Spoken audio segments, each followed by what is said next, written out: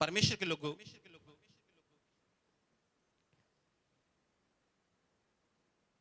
मैं आपको यह बताना चाह रहा हूं कि जब दुनिया के अलग अलग देशों में लॉकडाउन हो रखा है इस महामारी से बचाव के लिए, ताकि ये महामारी फैले ना, और सरकार ने अलग अलग आज्ञा दी हैं जिनको हमने पालन करना है। लेकिन ये जो लॉकडाउन के हैं, लॉकडाउन क्या है? लॉक मतलब ताला, डाउन मतलब बंदी, तालाबंदी, ताकि लोग अपने घरों में रहें और ये बीमारी एक दूसरे की फैले ना। बीमारी नहीं, महामारी। मैं आपसे ये कहना चाहता हूं, लॉकडाउन में परमेश्वर के मन पसंद 6 कार्य आप करें और स्वर्ग में धन इकट्ठा करें। जब आप, ये लॉकडाउन नहीं था, आप काम पर जाते थे और अपना धन इकट्ठा करते थे। जैसे आपने संसार का धन इकट्ठा किया, अब आप लॉकडाउन में परमेश्वर के मन पसंद ये 6 कार्य है जो मैं आपको बताने जा रहा हूं। 6 कार्य आप करें और स्वर्ग में धन इकट्ठा करें।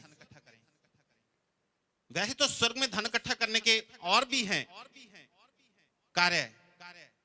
हमने एक पहले परमेश्वर के वचन में से सीखा था 13 बातों को। लेकिन अब लॉकडाउन में जो हम लोग कर सकते हैं, जो परमेश्वर के मन पसंद हैं, आप उसकी ओर ध्यान दीजिए। पहली बात, शुक्रगुजारी की प्रार्थना, धन्यवादी प्रार्थना, थैंक्स गिविंग प्रेयर। परमेश्वर के लोगों, परमेश्वर को सबसे जो पसंद है वो कार्य आप करें, स्वर्ग में धन इकट्ठा करें, वो है शुक्रगुजारी की प्रार्थना। थैंक्स गिविंग, मांगने वाली प्रार्थना नहीं, प्रभु जी मुझे कार ले दो। हाँ ठीक है, ये धरती के लिए ठीक है, धरती पे आपको कार मिल जाएगी, मतलब धन इकट्ठा हो जाएगा। स्वर्ग की बात कर रहा हूं अब मैं। शुक्रगुजारी की, जानने के शुक्रगुजारी की प्रार्थना क्या है? भजन संहिता 103 अध्याय 2 से लेकर 5 वचन तक हम लोग पढ़ते हैं।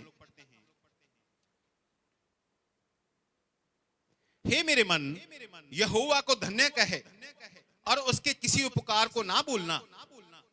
शुक्रगुजारी की कौन सी प्रार्थना? कि परमेश्वर ने जो जो उपकार किए हैं उन उपकारों को ना भूलना। जो भी परमेश्वर ने उपकार किए हैं उनके बदले में परमेश्वर को धन्यवाद देना। उनके बदले में परमेश्वर को धन्यवाद देना। हे मेरे मन, यहोवा को धन्य कहे और उसके किसी उपकार को ना भूलना। उसका धन्यवाद करना। वही तो तेरे सब अधर्म को क्षमा करता है। किस लिए शुक्रगुजारी करें? क्योंकि उसने तेरे सारे अधर्म क्षमा किए, क्योंकि उसने तेरे सारे पाप क्षमा किए। इसलिए परमेश्वर यहोवा पिता की शुक्रगुजारी करें। और तेरे सब रोगों को चंगा करता है। वही तो है जो तेरे सब रोगों को चंगा करता है। जब वो तेरे रोगों को चंगा करता है, उसकी शुक्रगुजारी के लिए आप प्रार्थना करें।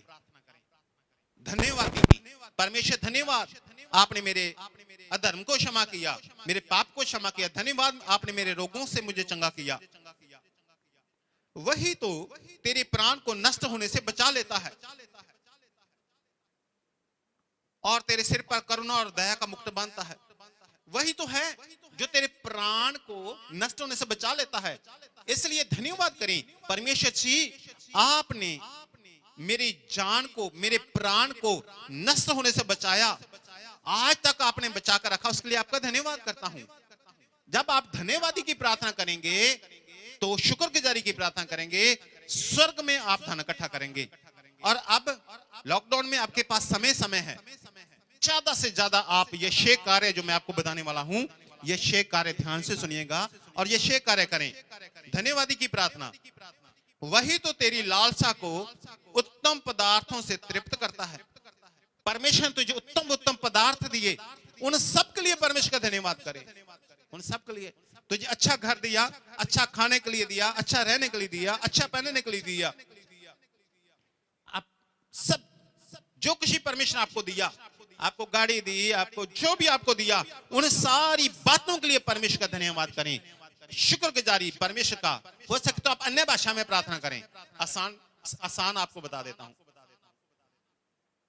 जिनको वरदान मिला हुआ अन्य भाषा में प्रार्थना करें। आप जितना भी आप शुक्रगुजारी करेंगे, स्वर्ग में आपका धन इकट्ठा होगा। और अब लॉकडाउन के दिनों में तो आपके पास समय है, आप शुक्रगुजारी करें, शुक्रगुजारी करें। काम करते हुए, घर का खाना बनाते हुए, जहां कुछ और करते हुए और काम नहीं है, घर की सफाई करते हुए शुक्रगुजारी करें परमेश्वर की। दूसरी बात, दूसरा कार्य,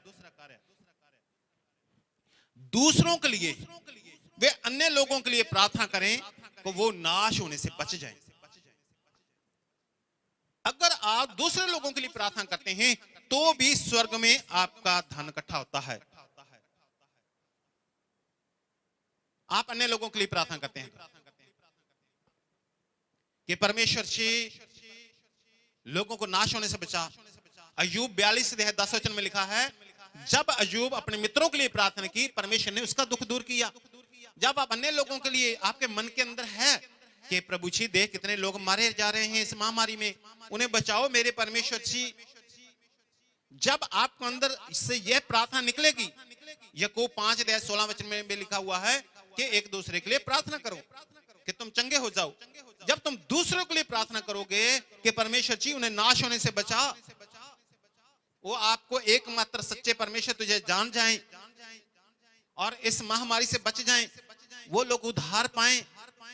जब आप प्रार्थना ये करेंगे तो परमेश्वर के राज्य में, स्वर्ग में आप धन इकट्ठा कर रहे हैं। तीसरी बात, परमेश्वर के भजन गाकर स्तुति आराधना करें।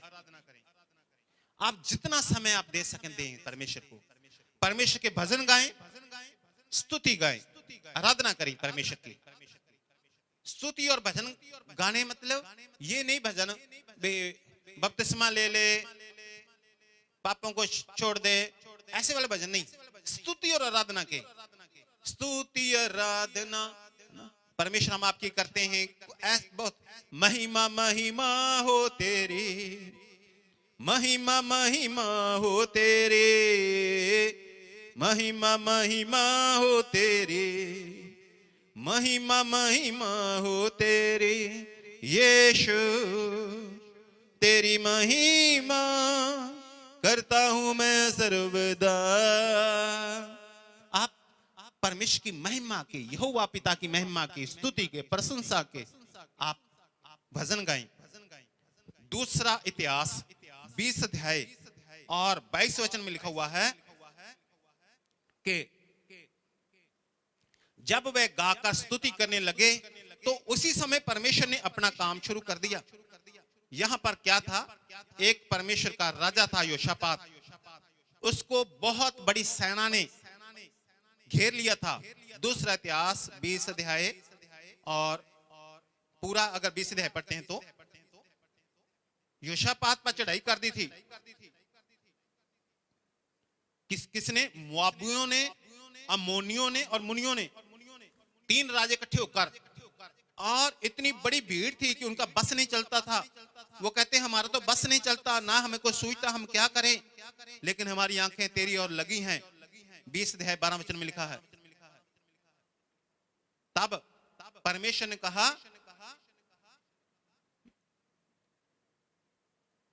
और उन्होंने परमेश्वर के कहे के अनुसार किया कि तब उसने प्रजा के साथ सम्मति करके कितनों को ठहराया जो कि पवित्रता से शोभायमान होकर हथियार बंदों के आगे आगे चलते हुए यहोवा के गीत गाएं और ये कहते उसकी स्तुति करें, यहोवा का धन्यवाद करो क्योंकि उसकी करुणा सदा की है। जिस समय वे गाकर स्तुति करने लगे उसी समय यहोवा ने दुश्मनों के विरुद्ध हाथ उठाया, और लिखा है 23 वचन में लिखा है, और उनमें से 23 और 24 में कोई नहीं बचा, कोई नहीं बचा, बल्कि इन्होंने उनका सारा धन संपत्ति और सब कुछ इन्हें लूट मिल गई। 3 दिन तक लूट इकट्ठी करते रहे। बस मैं ये आपसे कहना चाहता हूं, जब उन्होंने स्तुति करनी शुरू की, यहोवा का धन्यवाद करो, गाकर स्तुति करें क्योंकि उसकी करुणा सदा की है। आगे आगे तो सेना के हथियार वाले चलते हैं, लेकिन इन्होंने आगे आगे गीत गाने वाले कर दिए, आराधना करने वाले, और वो आराधना कर रहे हैं, परमेश्वर यहोवा पिता की आराधना करते हैं, और वहां चमत्कार होता है।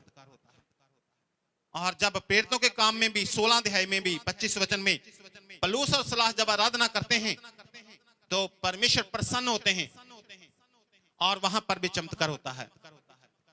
बंदी गृह की नींव हिल जाती है, सबके बंधन टूट जाते हैं।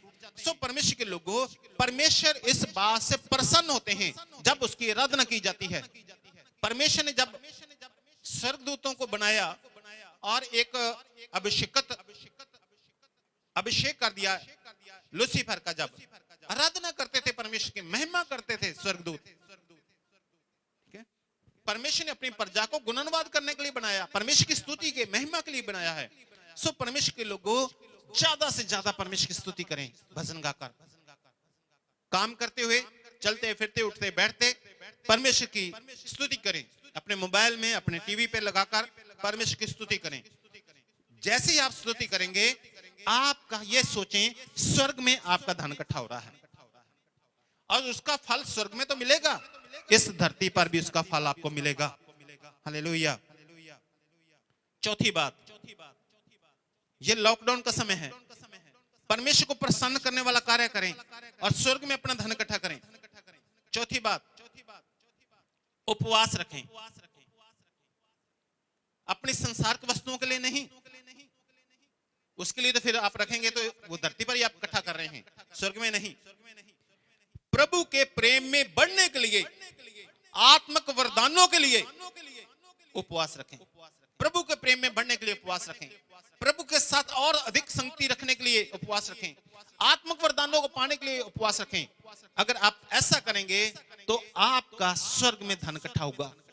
आप मौका है आपके पास, ये किस दिन, लॉकडाउन के जितने भी दिन हैं, अब मौका है आपके पास, इसका लाभ उठाएं, उपवास रखें, प्रभु के प्रेम में बढ़ने के लिए, परमेश्वर के साथ संगति रखने के लिए। यशाया 58 अध्याय उसका 8 और 9 वचन में लिखा है। यशाया 58 अध्याय उसका 8 और 9 वचन।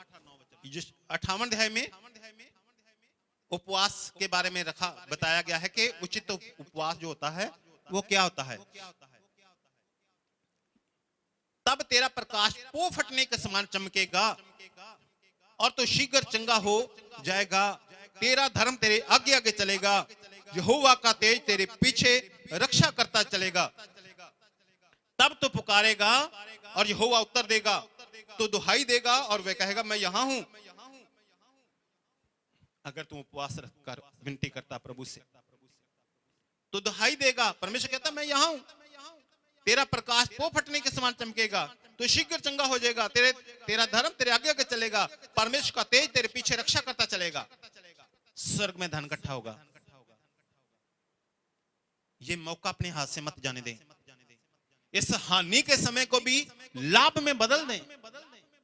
आपके हाथ में है, आपके हाथ में है। पहला शुक्रगुजारी करें परमेश्वर की, धन्यवाद दें परमेश्वर का। जो धन्यवाद नहीं देते परमेश्वर पसंद नहीं करता। कुछ लोग ऐसे होते हैं जो धन्यवादी रूपी नहीं होते, उन्हें कुछ भी लेकर दो उनके मुंह से कभी धन्यवाद नहीं निकलता। बड़ी से बड़ी चीज, महंगी से महंगी कुछ भी देते रहो, धन्यवाद नहीं। आप परमेश्वर का धन्यवाद करने वाले बने। दूसरा, दूसरों के लिए प्रार्थना करनी कि वो नाश होने से बच जाएं।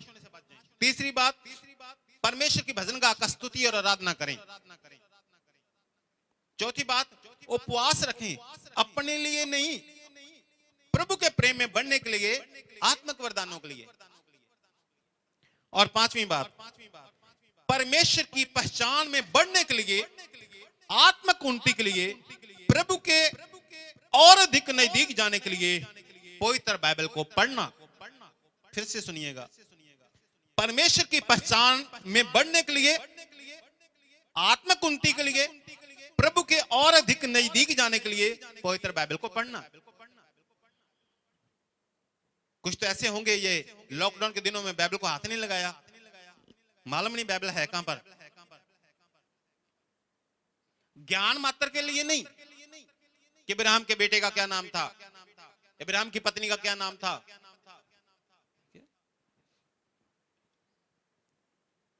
कैन की पत्नी का क्या नाम था। ज्ञान के लिए तो बहुत सारे लोगों ने अपने पास रखी हुई हैं। परमेश्वर की पहचान में परमेश्वर का ज्ञान पाने के लिए, परमेश्वर का ज्ञान पाने के लिए पवित्र बाइबल को पढ़ें। जब आप पवित्र बाइबल को पढ़ेंगे तो परमेश्वर का ज्ञान आपको होगा। होशे 4 अध्याय और 6 वचन में लिखा है, मेरे ज्ञान के ना होने से मेरी प्रजा नष्ट हो गई।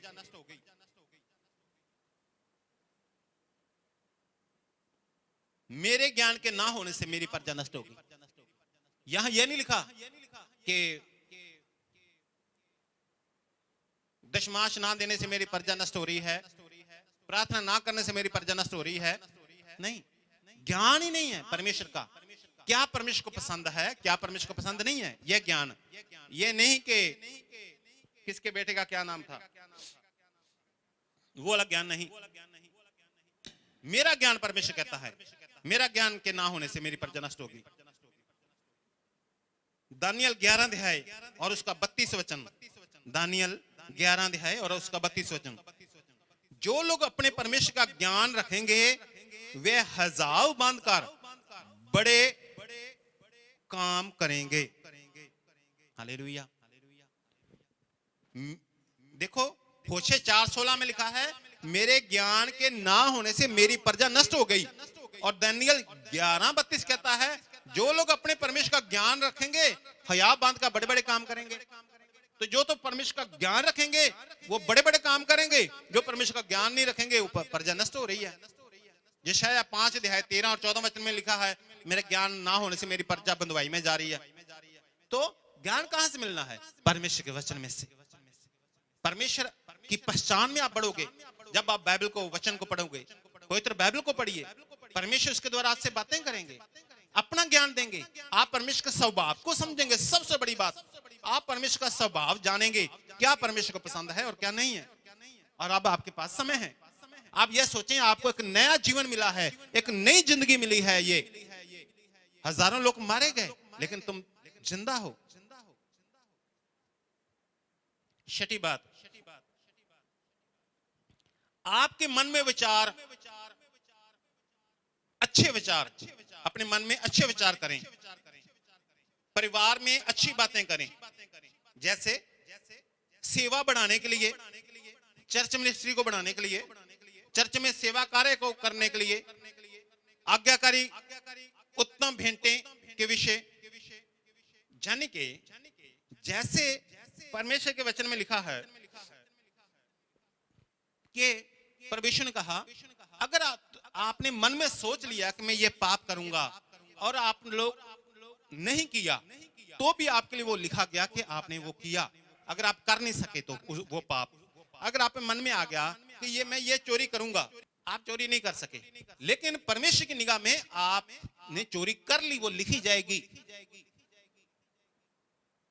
अगर आपने खंडन नहीं किया तो उस बात का, अगर मन में बात आ गई मैं चोरी करूंगा, आपने उसी समय खंडन किया, नहीं, परमेश्वर कहता है ऐसा नहीं करना, तो कोई बात नहीं। लेकिन आपने खंडन नहीं किया और आप इस लालसा में थे कि अब चोरी करूं और नहीं कर पाए, लेकिन वो लिखी गई। ऐसे ही अब आपके पास समय है, आप घर में बैठे अपने परिवार के साथ योजना बनाएं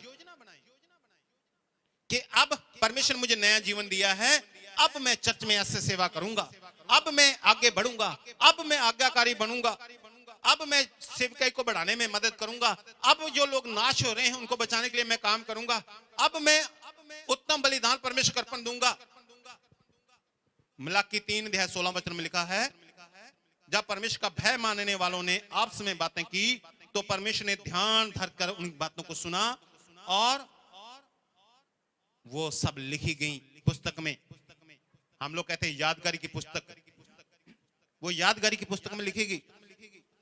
तो परमेश्वर के लोगों, जो सबसे पसंद परमेश्वर को बात है, छठी बात जो आपको बता रहा था, जो कार्य आपको करना है, अपने मन में और अपने परिवार में जहां जिसके साथ आप बैठे आप विचार करें, अच्छा विचार सोचें, अब मैं प्रभु के लिए ऐसा करूंगा, मैं परमेश्वर के लिए ऐसा करूंगा, अब मैं हलीम बनूंगा, अब मैं दीन बनूंगा, अब मैं किसी से साथ झगड़ा नहीं करूंगा, अब मैं गुस्सा नहीं करूंगा, अब मैं प्रेमी बनूंगा, अब मैं लोगों को प्रभु के पास लेकर आऊंगा, अब मैं परमेश्वर के लिए ऐसा करूंगा, अब मैं प्रभु के लिए ऐसा करूंगा, प्रभु मुझे मौका दे दें। तो वो सब आपके लिए लिखी जाएंगी जीवन की पुस्तक में, नहीं यादगारी की पुस्तक में। जीवन की पुस्तक में आपका नाम लिखा जाता है जब आप प्रभु यीशु को अपना उद्धारकर्ता ग्रहण करते हैं। यादगारी की पुस्तक में जिससे देखकर आपको प्रतिफल मिलने हैं। सो परमेश्वर के लोगों, आप ध्यान दें, ये 6 कार्य करें। आप आपके पास समय है लॉकडाउन में, और स्वर्ग में प्रतिफल पाएं, स्वर्ग में प्रतिफल पाएं। प्रभु यीशु मसीह आपको आशीष दे।